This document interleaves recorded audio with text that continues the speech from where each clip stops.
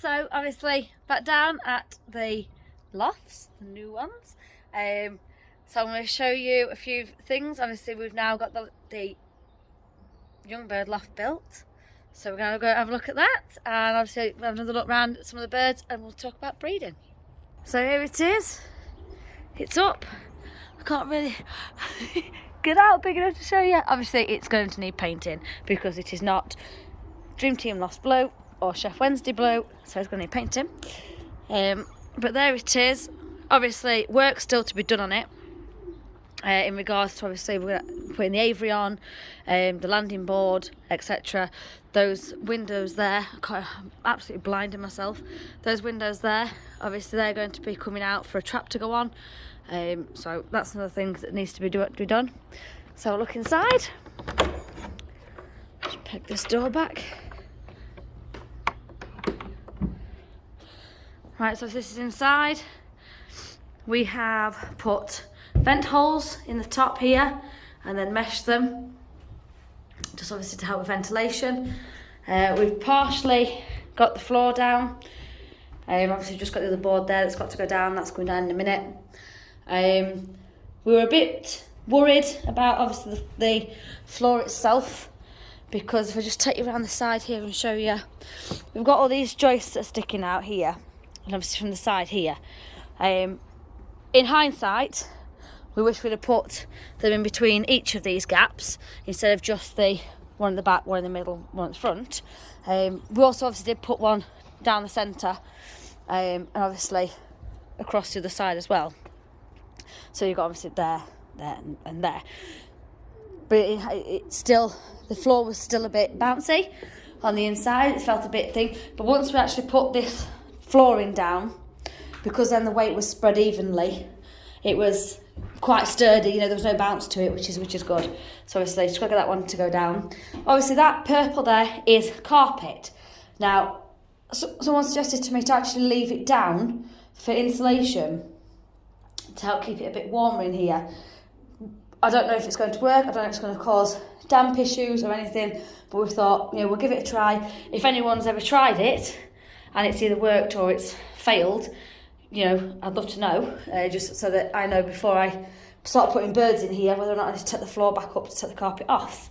Right, sorry about that. My camera cut off because I clearly ran out of recording time.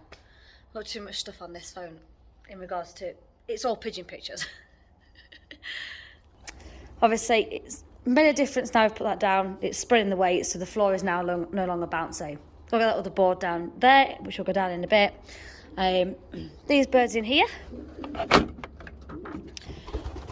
so these are the stock birds, not necessarily breeding from these. They're not as like main pairs, but you know, if they pair up and they have anything, because they're all still good birds in here, you know, happy to take them. I'll just show you the other side if I get this door done up, and then I'll feed them because they're waiting for their food. How many babies? Put a couple of nest bowls down. They've been filling with straw, haven't we? Hello, sweetheart. Hello, Grizzle baby. And she is one of his best pairs, but we've run out of space. So I'm going to feed these now. We've still got, obviously, that aviary to sort out for these in here. But again, like I said, there's still a lot of projects to be done. So, what are you doing, Inns? Come on then. Come on, come on, come on, come on, come on.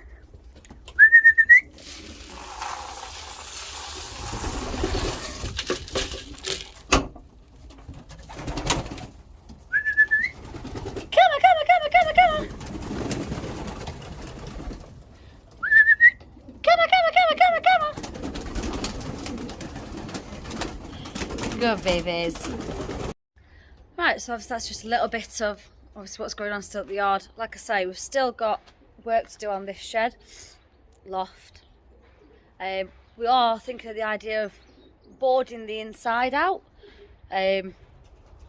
Just again, once it doesn't look so much like a shed, and obviously it just gives extra space to put either box perches or V perches on it. So let's go take a look at our breeding beds. We have got some others up there, which again, they're just other pairs for other space that we had. So I'm going to take you in here and show you our breeding birds. So in here, this is a bit of a mess because obviously, like I say, everything's all up in the air with building and God knows what else. So anyway, we've got obviously all the stuff in here, just strewn all over the place at the moment.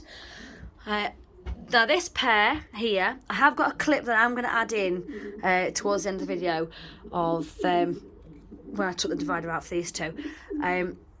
Obviously, this pair here and this pair here. Open that up a minute. These are both been on the bull system. Obviously, we kept them segregated like this for about a week.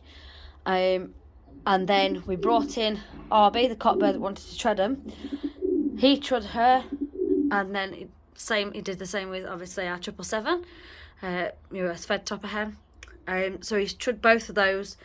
He trod her 3 times, and he's trod her about 5 times. You know, we wanted him to also tread red down here, a little red, but he wasn't interested enough in her. And once he'd done the job with Gold Ringer Girl there and 777, what we then did was, because he wasn't interested in treading red, we gave her a different cockbird, a good cockbird, and then we paired him to our 78 hen that we were given from a local flyer. And so we just waited on them. Obviously they're a little bit behind on in regards to having their eggs, but she's got 2 eggs. If I can just open this, oops, one-handed. Nope, can't open it one-handed. Oh, that's it. There we go. Can I take a look at your eggs? Here we are, look, 2 beautiful little eggs.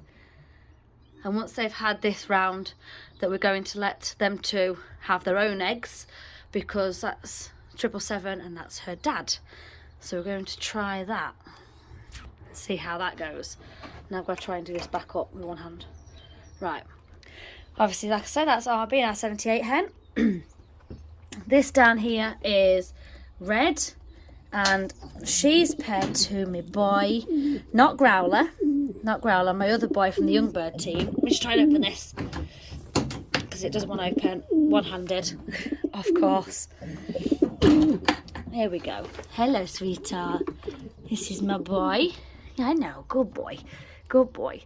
This is the cockbird that we actually had out of the grizzle hen from last year, from the young birds that we bred last year, and he's absolutely fantastic. He's so funny. He's just like Growler. He's just like Growler. And so they're on 2 eggs, so fingers crossed that they're fertile, so we better obviously have a look at those in the next few days. Right, just do them back up. There we go. I know, baby, you get back on the eggs. And then over here, my sweetheart, this is the other Gold Ringer Girl, and she's paired to a pigeon that we were given from Johnny McWhirter, who gave us them last year, and they're on 2 eggs. Can I have a little look at yours, my darling? You're a good girl. There we go, 2 lovely little eggs under there. Let me do you back up as well.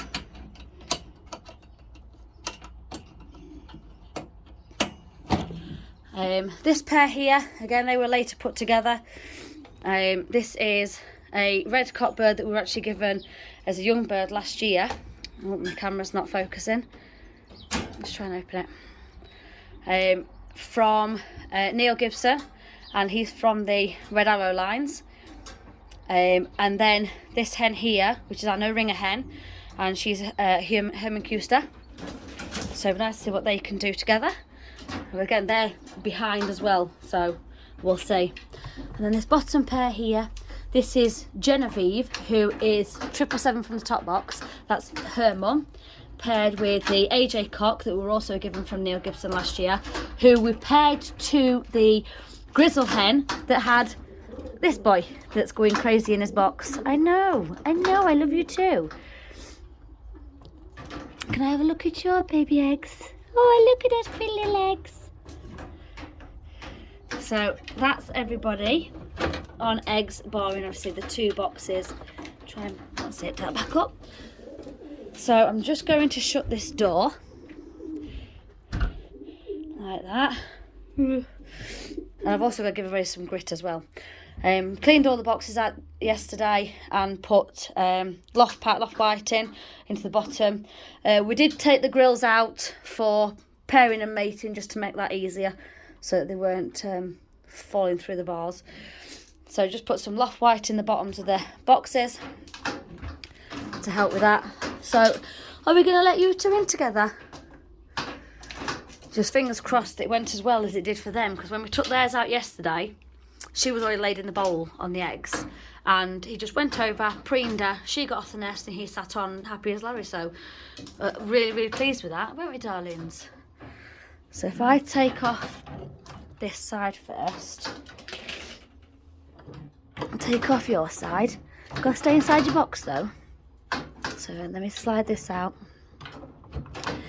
Oh, hang on, your grill's stuck to it, my sweetheart.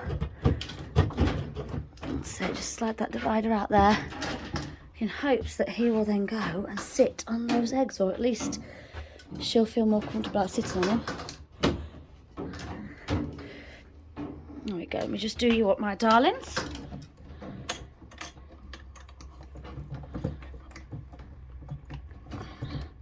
If I can. There we go. So fingers crossed, and we'll see what happens with those two. I've got to obviously put their food and water in, but I like to just give them a minute first to let them settle and see what's what. But what I will do, I forgot, I'm just going to put in a handful of straw. Hopefully he might make her a pretty nest. While I've got your door open, I will put your food in. No point in disturbing you again, is there?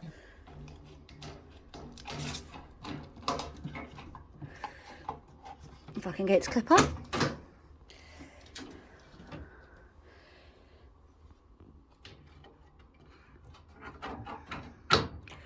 There we go.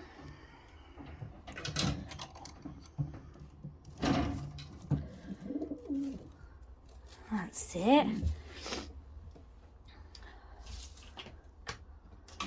And just put a bit of this blue number 1 health in the water today, just to give more lift. Everybody's got it, the ones that are outside and the ones in here. That's it, nice bit of nest building. Getting your straw, picking that, and a really big crab. Nice. All over your nice clean straw.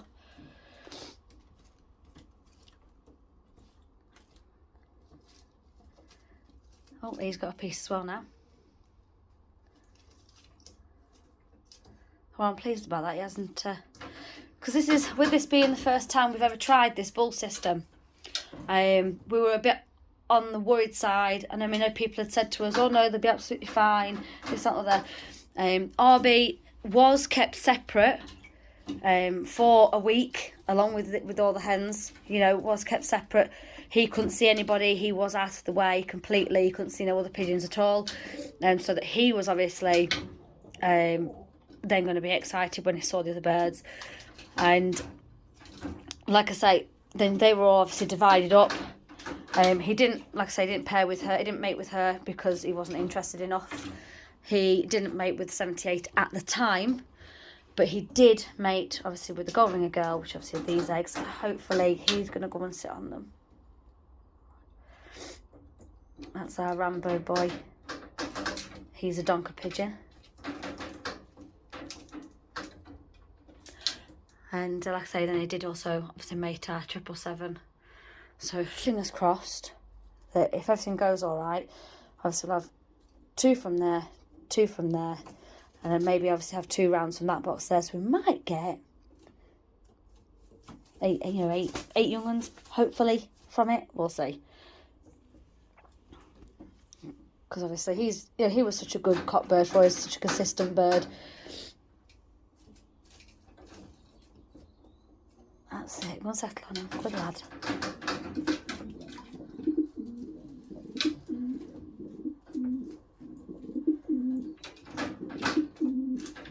You need to lie down. I can't stay in here too long with him because he literally does that non-stop, because he just tries to get out to me because he's a donut. Aren't you? Aren't you, kidder? Oh, as long as he's going to settle onto them eggs. Oh, he's doing.